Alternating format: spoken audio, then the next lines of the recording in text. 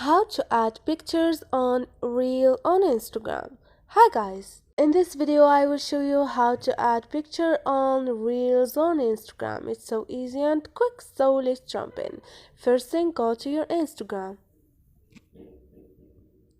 and click on the plus icon up there.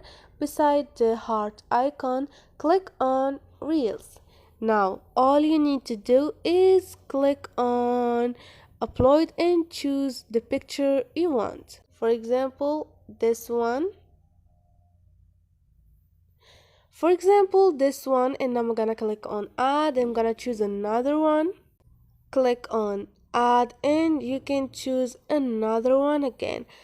I'm just enough of those two pictures. I'm gonna click on preview. Next, add caption and tag friends, and just this is it. You can now click on next and post your reels. So this is it guys. Hope this video was helpful to you, and if you like the video, don't forget to subscribe and like.